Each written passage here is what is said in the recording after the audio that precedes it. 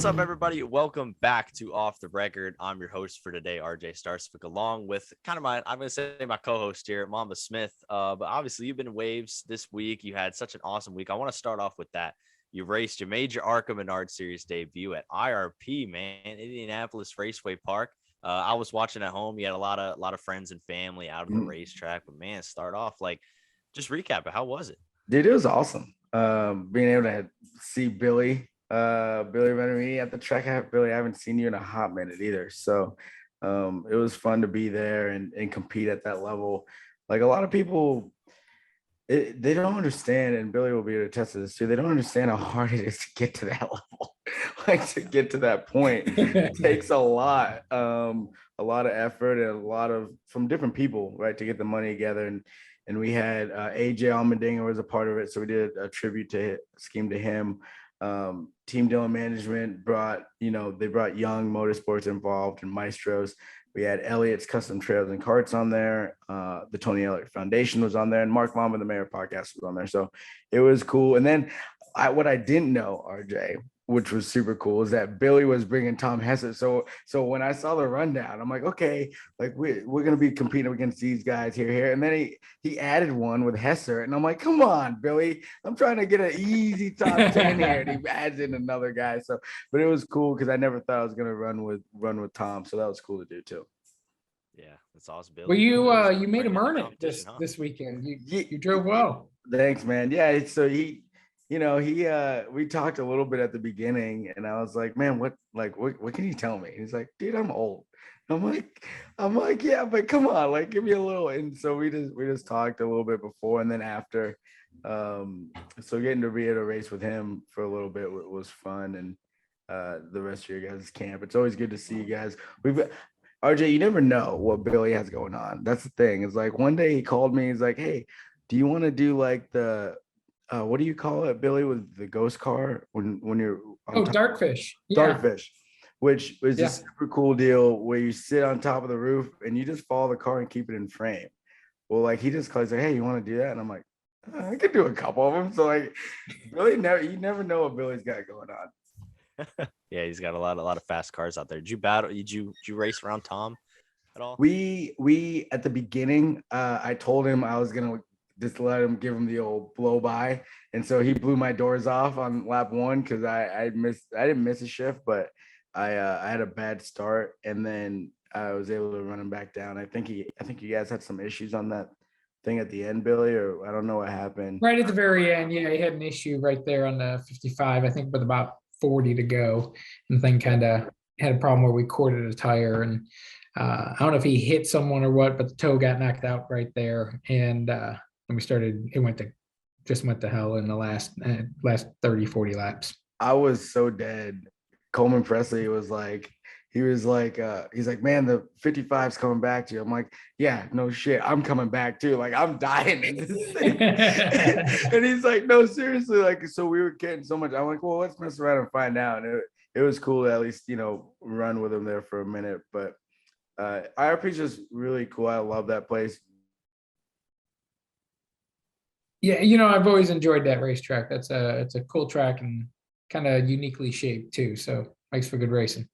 Yeah, Bros. It is like Billy for you, like as a guy with Venturini Motorsports, like a staple of the ARCA series. Like I know Mama getting a race there was awesome, and kind of the face of it, like Tom Hesse racing as well. Like how cool is that? I thought it was really cool. Obviously with the truck series, you guys got to run a little double header.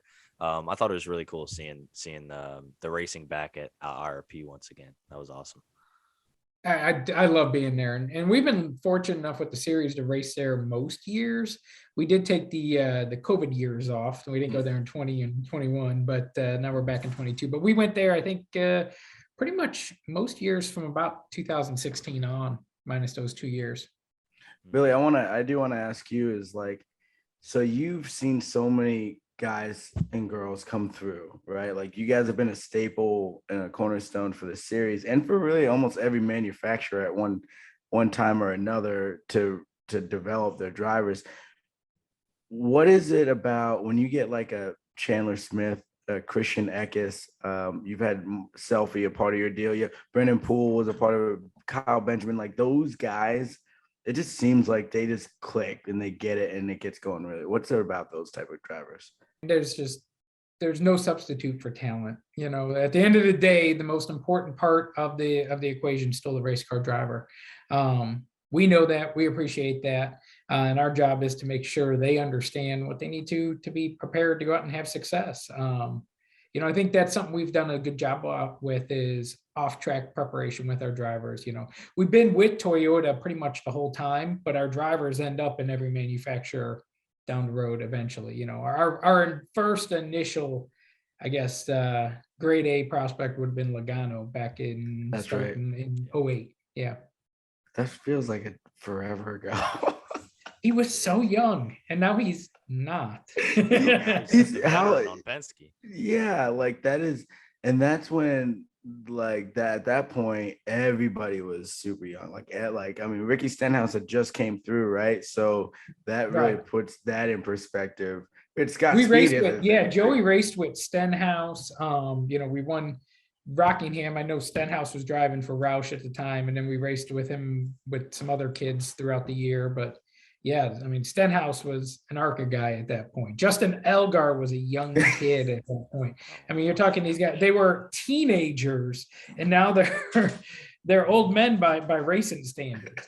God, yeah, so long ago. I know I'm the youngest one here, but it still makes me feel old, like looking back on that. It's just like, geez.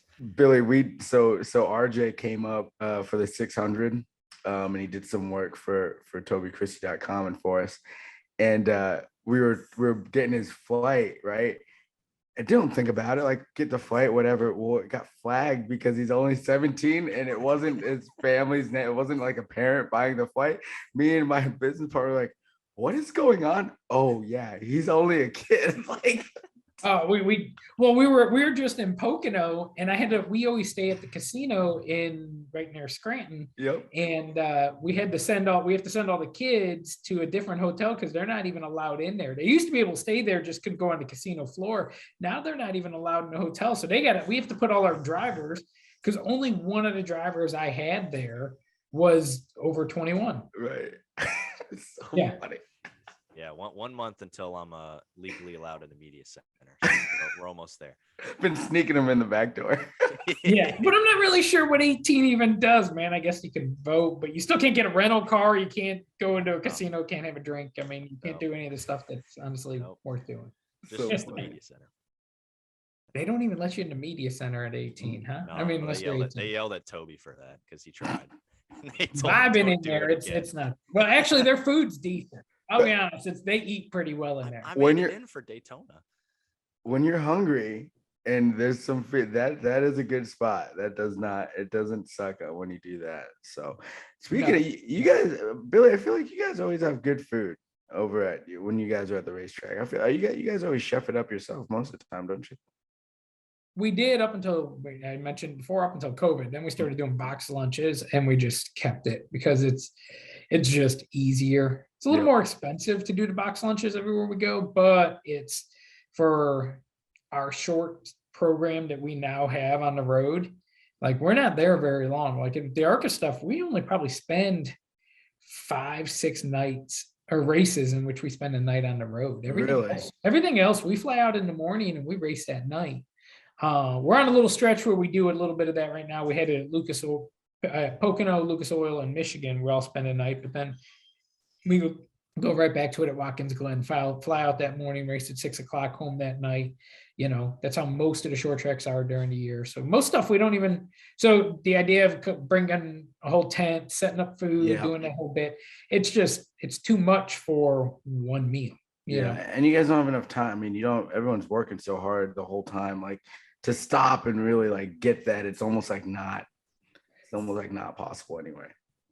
Yeah, I love that. I love eating near the racetrack during a race weekend on like a Friday or Saturday. And I think the last time I was at like Olive Garden or something like that, I think it was Daytona weekend, and we're just sitting there, and then you see like the one guy with like a Team Hesburgh shirt walk out with like a giant bags full of like food for the team. Guess they set him over there to go get it. I love that. So Billy, what this year, so I've been looking at the ARCA schedule. Like So now that we've made this transition and we've been in it for a minute from ARCA to K&N, and now it's this kind of collective thing, I still feel like the Sioux Chief Challenge is great. And I still feel like what is East should just be Sioux Chief Challenge and grab some of those good races like Dover and stuff. Do you like it how it's split, or would you like to see kind of more of a collective? No, it needs to be exactly as it is. Okay. It's just the way it's set up is probably the only way it's going to work. You have to have the ARCA as a 20 race schedule. The East schedule isn't really viable anymore, to be honest, but we keep Dover on that schedule, and that's a wonderful race, and everyone comes out to that, and it's a good event for us to go to, and that's the only East race we're going to run, but it's a good series just because I know we get that one event. The problem with ARCA is that, like, through Menards, you need to have a certain percentage of the races in a Menards market. Yep. So you start looking at that East schedule, there's no East races in the Menards market. That's why so we have track relationships. This goes, obviously I've been involved in series a real long time at a deep level. So these tracks we've had relationships with, that when we comboed East and ARCA, there were a couple East tracks that had to be put into the ARCA schedule. Well, we didn't want to lose those relationships, so they got kind of pushed over to the East, because the main ARCA series is the only one that needs to be 60% in the Menards market. So when we got Bristol and we got Watkins Glen, there goes two races that are not in that market. So then we had to pull up races that weren't in the market out, which would have been like Pensacola or I'm trying to think what else is that, Nashville. Yep. Both races that were on the ARCA main schedule, but we had to pull them out because at that point we would have been too many races outside the footprint of Menards. And I really didn't. I forgot about that part. And I've talked to Ryan Blaney a bunch about like Menards and like where they're at. And I'll be like, RJ, have you ever been in a Menards?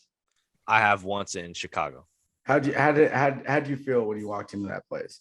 I mean, at least the place that I went to was big. It was a pretty big place. They're all big. Yeah, I had never been in. I think it's really only been one time I took the trip in there because all my family lives in Chicago, and so there's a big Menards right next to one of my grandma's house, and so I would always see it. And it's bit. I mean, the sign is huge. You can't miss it. It's a gigantic place. And me as like a little NASCAR kid, I'm just like, oh, Paul Menard, let's go in there.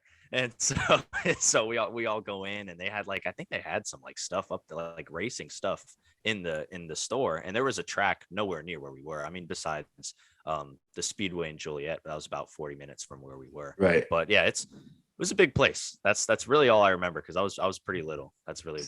Billy, you're all right. I grew up in Chicago, so that's my hometown. So okay, Billy. So we got Chicago. NASCAR is going to Chicago street course. Yeah, how cool is that, right? I mean, so how does that, like, for you, right? Because I was talking about this with people and fans, back and forth about it, but I'm like, it's Chicago. Like, this is gonna be a really cool deal. How does that make you feel being from there? Well, it's awesome, and people forget that Chicago has roots in racing way longer than a whole bunch of places we go. My grandfather, matter of fact, I don't know if you can see it. I'm gonna stand up for a second. Yeah. See that shirt right there? Yes, that's sir. Soldiers Field. Is it really? That's a picture taken from that's from a picture with my grandpa in it from 1951. So we did a throwback shirt this year, and I didn't even know we were going to go there. I just was wearing the shirt by dumb chance today. Right. But my grandfather raced at Soldiers Field in the late 40s, early 50s. That's how we got into racing. Way. Yes. So they would actually set up, the corners were wood and banked. And Andy Granatelli, which you've heard of him, I'm assuming, because he was the guy that owned Mario Andretti's car, Randy Carr, and he was tied in with STP and stuff like that. Anyways, he had a series, I think it's like the Windy City something. I can't remember exactly, obviously way before my time. But my grandfather raced that. And that's how my father got to kind of that was his attraction to racing, was his father raced a little. Now, he didn't race at a level like we did, as he was more of a hobby racer, but he raced at Soldiers Field in front of Heck, that one picture I have, there's probably 50, 60,000 people in the stands. Like the stadium's full. It's crazy. And then Andy used to pay extra money if you could flip your car.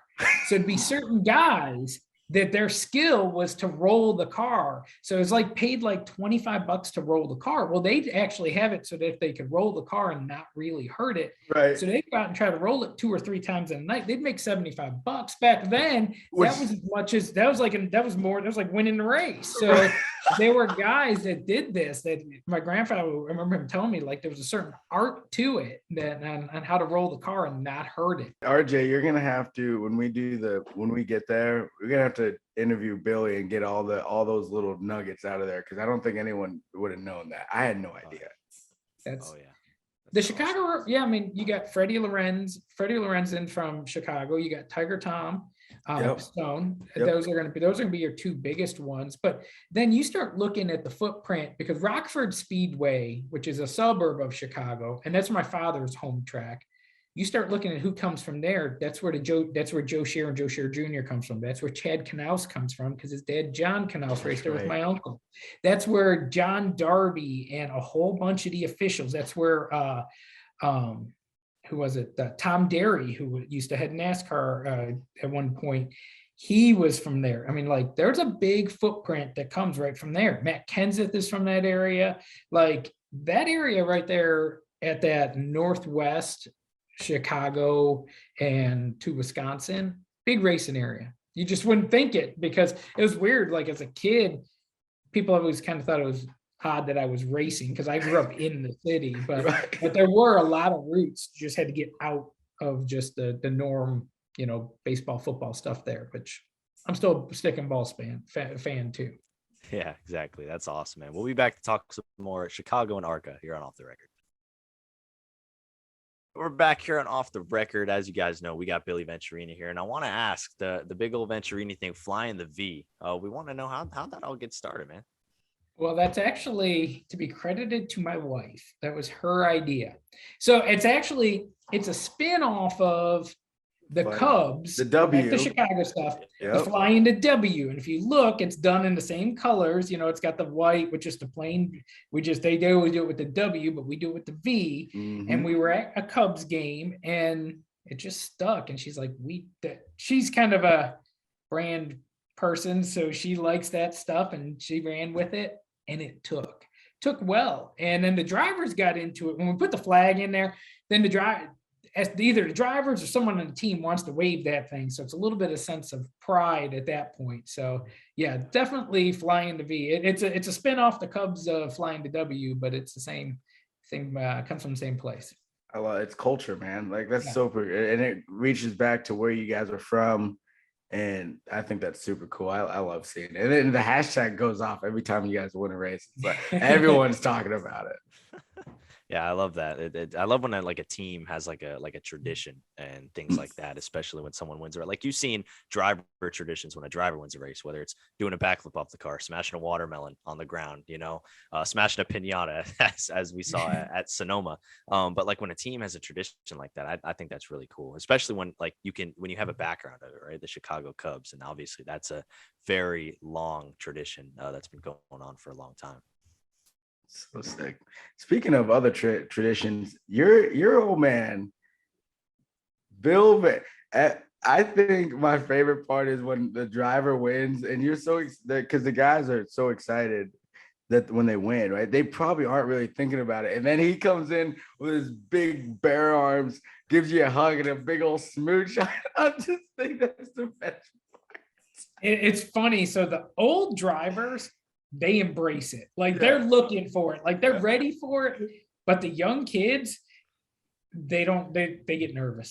They get nervous. They're I don't think they're quite as excited. I mean, like Michael Self and some of these guys that are a little older, I mean, I think they were licking their lips like, get over here, I'm gonna give you a big kiss, but Hessert's the same way. But you get one of these 16-year-old kids, they're like, there's a big man here, I don't want any part of this. It's so cool, it goes back. That's one more thing to the Chicago. That's both are winning basically traditions tie off Chicago. That goes back to the Andy Granatelli kiss. So Dad knew that being from Chicago, being Italian, that was just something. Like, I grew up in a family where you did not shake your fellow male relatives' hands. You gave them a hug and a kiss. Like, that's the Italian way. You didn't. If I would have shook my grandpa's hand, I'm not sure he wouldn't have smacked me upside the head. Like, that is not acceptable. And that's not the way we did it. It's just part of our culture that and Dad has definitely implemented it. He's a hugger and a kisser, man. He's so affectionate. He's a big teddy bear. It's so cool. I feel like you guys have done this really awesome job of bringing your family culture and where you guys are from to racing and to motorsports. Because, Wendy does a great job on the calls on the weekends, which she's on too. You guys have done, as a family, you're all doing this thing. And I think that's really what NASCAR is about as a whole. Like, what does it mean to you to be able to doing all this stuff together, motorsports as a group? Well, I think the one thing we've tried to do is be true to who we are. I think that's probably the one thing I've always been pretty consistent with, is not always worried about the repercussions of what I do. It's just what I do is heartfelt and meant. And very seldom, even the blow ups, that my tongue doesn't get away. It's usually calculated. It's just I don't care about the consequences, because I feel like sometimes people need to know how you feel. And this isn't, I don't know why this has to be a world where everyone has to like everyone. So if someone doesn't like me, so be it. But if they like me for who I am, because I try to stay pretty true to who I am. I actually had a story I wanted to tell about the Bill Venturini kiss. So I was in Daytona, and I think it was either 2 years ago or last year. I was doing an interview. No, it was a few years ago, because it was Michael Self was the winner. And that was 2020, right? He won the ARCA race at Daytona. Yeah. So that was a few years back. And so I was getting ready to do like a little interview with him, because I was just like, on the little kid on the scene walking around the garage. Yeah, at this point you're what, 14? I think I might have been 15. Okay. Or 14. Either way, same thing. But I'm walking around, trying to make a name for myself and everything. So I'm there at the ARCA race, and I'm ready to, interview Michael Self. He's got his trophy and everything like that. And I'm interviewing him, and I see Bill walk up, and he waits there in the middle of our interview. And because he's waiting to give him the kiss, and he's waiting, but he's waited till I finished my interview. I thought that was awesome, because I'd never seen, the Bill Venturini tradition in person before. And so I'm sitting there, I'm just doing a little quick interview with Michael Self, blah, blah, how's it feel to win, really cool Daytona. And then right when we finish, he just walks over and gives him the big smooch. And I was like, wow, it was awesome. I was like, damn, he went out. Honestly, I was hoping he'd just do it right in the middle of the interview. I thought that would be cool. That would have been awesome PR and everything right there. Like, we witnessed it firsthand. But yeah, that's the story I have about that. That was awesome. I just, what you guys have done, Billy, and staying in it, because you guys could have made moves up, I'm sure, if you wanted to, and you've stayed here. And I think it's important that you guys have, because you've pump life into the ARCA series, and even into the what was Canada, now the ARCA East, and people can point to something and be like, okay, our standard should be what Venturini is. Like, they have this multiple car operation. How have they been able to do this for so long? Being at MDM Motorsports, like, yeah, we were great, but I knew even when we were in there, like, if we don't change our business model, we're not going to stay here for very long. And we didn't. We won a bunch of races, but we were in and out 3 years, and that was it. How have you guys been able to stay for so long at this level? And it's not just in it, it's at a high level as well. Well, I think that what you have to understand is the art of this business is not, it's going to sound terrible, it's not just winning races, but it's also not just getting big deals. It's a combination of knowing how to being able to put the financial side and the performance side, balance them together, so you still have enough revenue coming in a year to keep your guys working all year, and that you're not out of money at the end of the year. And you also can't let your eyes get bigger in your stomach. There's going to be times where you might have to drive a vehicle to the racetrack to save money. You might have to do some of this stuff. you got to understand that I can't tell you how many teams we look back at over the last 10 years that have won the championship and went out of business the year after. You start naming it, and the truth is, really, we're one of the only ones who hasn't. Everyone, because you get in that moment and then you start chasing performance and you lose sight of what the next year is going to bring. And then you get to November and there's no more money coming in. And you're like, how are we going to make this payroll? And at that point, it's not like people think, oh, well, it costs X amount to go racing. Racing isn't nowhere near the most expensive part. No. It's your people, it's your personnel, it's your shop. The racing is not nowhere near as expensive as all the shop stuff that you're going to incur. Yeah, exactly. It's the people. That's a good thing that I know when I talk to a lot of teams, they talk about that. It's like, it's the people, the great people that build up an organization, and drivers as well. Like one thing that I just thought of is earlier this season, like you guys have a lot of great drivers, great people that come and race for your program, especially this year, like bringing Tom Hessert back to race in the ARCA series. I think that's really cool. But you guys had like a week of social media PR where you guys announced like a driver like every single day. And I was like, holy cow, they're building an army. Jesus. It was insane. And I was like, and they're all great drivers, like from different backgrounds, whatever, they used to race before, whether you were bringing in a veteran driver or a young driver that's kind of just on, the short track, late model scene, whatever, he happens to be doing. You guys have brought in a lot of great drivers, especially this year. And I think that's really impressive. Well, and a little of that's all by design that it was announced like that. Like we had these deals done for months. But really what we wanted to do, first of all, I coordinated with the series. I said, when do you want me to come out with everything? Yeah, when's your downtime? So they asked me, they're like, this is a little bit of a lull right here in these times. I'm like, okay, I'm going to own it for 1 week and we're going to just flood it. And I was like, and that's just part of the brand, like exactly what it did. Like sometimes the mass quantity of stuff we do is just enough that it catches everyone's eye. And so, but if you did it and trickled it in little pieces, it doesn't have the same impact. So a lot of stuff we've done for our business has had to do with basically brand recognition. And like you see those golden arches, you always think McDonald's. Well, we're far from that type of brand, but what we've tried to do is be the brand in our series. And that's why we've done the V, and that's why we've had tradition. And that's why you see the same logo that we've had forever. And it's always in the same spots on the race car. Like it's repetitive brand building. And that's something we put a lot of emphasis on back probably 15 years ago.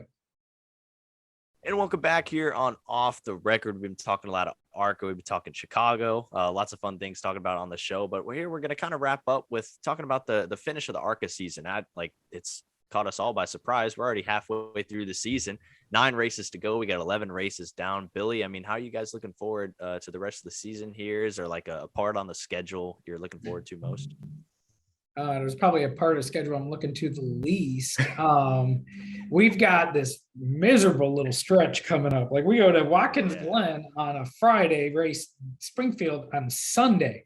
I mean, all you have to do is own a map and a calendar and realize on the same weekend? Yeah, Friday night at 6 p.m. we race in New York, and at 2:00 on Sunday we race in Springfield, Illinois. Whose idea was that? I'm on. So we got that going on, and then we go to Milwaukee and then Des Moines, which are both little, they're pretty far little jaunts for us. But then we do Kansas on a Saturday and have to be in Bristol and race there the following Thursday. I mean, I'm looking at this. We race like 6 races in a month. It's for teams our size, and we're pretty big for our series, but for teams, ARCA teams, this is going to be a stretch. Okay, so how do you guys plan to, like, all things go well, right? Cars come back clean, how many cars for one team are you going to try and like flip back and forth, or do you know what I mean? Like, especially road course to dirt. I mean, I'm sure that's not going to be super easy. 2 totally different cars. So our road course cars are all set. They're all ready pretty much from mid-Ohio. So they're ready to roll. They'll go to Watkins Glen. We're sending a trailer that can carry 6 cars that we're using. Mm-hmm. We're sending it from here straight to Springfield. It's going to have our 3 primaries and 1 backup. That's Okay. it. We're only going with one backup for 3 teams for the dirt. Then the Watkins Glen trailers will come back from New York. One of the trailers will go over to Springfield, but the other 2 will come home. Then the 5-car hauler or 6-car hauler, whatever it holds, will go up that way. I'm using it from someone else. That's why I'm not gonna share it. I don't own it. So and then we'll kind of just flip flop that way. We're gonna fly up to Watkins Glen, fly back, and then fly back to Springfield on Sunday afternoon or Saturday afternoon. And it's gonna be a similar deal. But at least our dirt cars, if they get without any damage, then they'll be ready to go to DeCoin. Right. The big catch is damage. Like we get through unscathed, we're good. Right. We start crashing stuff, man, all deals off. Definitely front end damage. Like definitely like componental. Like let's try to keep those things straight. Yeah. I mean, if we knock a body panel off, that doesn't concern me. We can swap that out in a day. That's no big deal. It's when if we gotta put a clip on, we're in big trouble. Like that's gonna end up being something that affects us.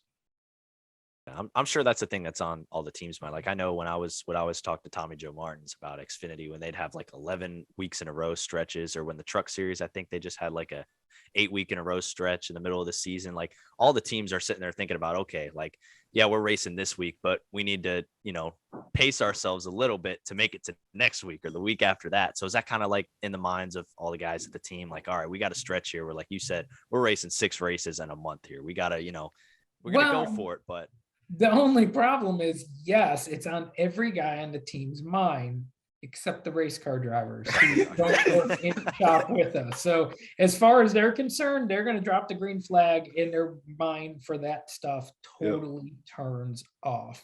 So then we will try, if I get on them and give them a little bit of the dad talk beforehand of don't be tearing crap up for no reason, it might help a little, but I don't control any other drivers, so I'm not really sure. But really, everyone needs to run Springfield. We don't need to be crashing race cars in Springfield. That'd be a bad day. You guys, so you guys only have Tony is your only driver that's full time. Is that correct? Correct. The 15 and 20 are both running full time owners. Yeah. Right. So which really for us, like the points are paid to the owners. So that's why I think that's why Gibbs does it. That's why we do it. That's why, that's why we put emphasis on just making sure we have a car at every race, because that's really what means everything to the teams. And that's the teams are really, the teams are probably the most solid part of the series, because drivers are here and gone over a couple of years. But the teams, like right now, we've been at a run where we've had same teams for a while. So it's been kind of cool. Yeah, that's the thing is, I remember when we were running, like we were fighting. It was like, we wanted to beat the Venturini cars, but like from a driver's standpoint, I'm like, I want my drivers to win and beat them, but really I need this car to beat that car, because we need the points, because the points fund money is really coming through on that end. Like, I don't really care about as much for the driver. I'm worried about my guys back at the shop, and if we're going to be able to make it through the winter. That's really. And speaking of which, I do applaud ARCA. They have one of the better bonus structures, I feel like, in all of the deal. They actually have it, and you can see it. It's visible. They tell you how you can win all those things. Yeah, the point fund actually pays pretty well. The races are terribly low paid. Those are low. But the point fund, and maybe that's a good idea, because that's how you get, you get us all to run the whole season. That's why, if not, how many people would show up to, and I love this place, but how many people are going to show up to Elko, Minnesota then? Right. Like, are we only going to have 12 cars there or 10 cars there, because you're like, I'm not going all the way to Minnesota to race for $6,000. So. Right. I know RJ has something, but before I just want to know, speaking right off of that, is what do you think we need to do? Like, where do you think that next step is? Is it it's the purse getting it up? Obviously, the cost of racing isn't getting cheaper. Right. So would you rather a higher purse per race, or would you rather them incentivize like the end series points? What do you think is? I'm going to tell you right now, in our business model, the purse doesn't mean a lot. Yep. But the point fund at the end is very nice, and it's helpful for us for sure. It helps through the off season. The race to race winnings to a team like mine that's kind of designed the way we are with the business model we have. Race winnings don't mean much. So I know maybe some of the smaller teams that are going race to race off winnings, that's something. But for us, the winnings are so small that we really they don't even figure into the budget, to be honest. When you were talking about how everybody on the team in their minds, like, you know, we're all thinking about the next 6 weeks or next 6 races in a month, and the person behind the wheel isn't really as much. It's got to be different for you guys as well, because like Mamba mentioned, Tony's the only driver running full time. Obviously, there's a lot of drivers that have a lot of races with the team, but like, you're going to have drivers at Watkins Glen that aren't racing at Springfield, and then drivers at Springfield that aren't racing the next week. So how is that? Like, are you relaying that to the drivers, being like, telling them like, hey, you know, this car that you're running is going to be run by somebody else, you know, in a few weeks? Well, like the thing on the dirt will be like, we've got Jesse running both of them, and we got Tony running both of them, and then the 20 car will have it's gonna have Buddy Kofoid at it in Springfield, good. And then I'll have Corey Heim at DeCoin. So both of them, like the kids we have a lot of kids, but I mean, we got good racers, man, who understand the sport. So when I'm gonna have Buddy in the car, and I've never worked with him, I'm pretty sure he'll have an appreciation, because he's not a golden spoon kid by any means. And I know Corey's wonderful, and he has been a complete ambassador to our program and a wonderful leader for us the last few years. So he will not do anything to get us in trouble unless he just has no choice. Like he doesn't ever have screw up moments, and just does it. I got one more question for you there, Billy, before I turn it over to RJ and let him wrap. North Wilkesboro is going on right now. We got this month, and then it switches to dirt next month, and then we're full-blown asphalt. Would you like to see ARCA go to North Wilkesboro, or do you think that's kind of, obviously for logistically it'd be great, right? But do you see that fitting in with the ARCA schedule, to your point of you needing so many in the Midwest area? I don't see it. And I'm sorry, but I'm going to give the most unpopular answer I've ever had. Is that the first time ever, Billy? Unpopular conversation. I mean, Wilkesboro's so overrated. I'm sorry. Everyone's just trying to remember days when they were little kids watching races at Wilkesboro with Ricky Rudd and Dale Earnhardt. Place is a dive. It was a dive 20 years ago. It's still a dive. I'm sorry. I'll be the unpopular one. I'm sure I'm going to get killed on Twitter for it, but it's the truth. Still a dive. Hey, that's why we love you, bub. That's why we love you. Yeah, that was my question, is like, how long is it gonna last, right? Like last night, right, it was electric, right? There was a lot of people there, they sold out the place, but like, how long is that gonna last? How long are people gonna keep showing up? Man, it's just not that great of a facility. It's not that great. You know, Hickory with a little bit of love would be about as good a facility as there would be. Like if you could just give a little bit of track surface there, that's a racetrack there that I like that has some great history and is designed to put on good racing. But the surface is junk there. They got to do terrible. And Billy knows, RJ, like, so the fans, I've been calling them out all year, and they've been coming to all these races all year, which has been fantastic. But you called for Rockingham, y'all didn't show up. You've called for North Wilkesboro. Okay, you're showing up, and they're going to show up for this first stretch. I'm not worried about this stretch. I'm worried about what comes next, because I don't think that North Wilkesboro will ever be a place where you can race weekly. Like, I think it's too big. I don't think so either. Late models and everybody to want to go weekly. So how are we going to figure out how to put cars on track at this place more than one event or 3 events a year? You're 100% correct, Mamba. I mean, like it doesn't. Where does it fit? Right. It's got the Rockingham syndrome. It's Rockingham, and it's also in an area that doesn't have the financial stability to be able to fill those stands every week. People got to travel to get there. You got to travel to get there.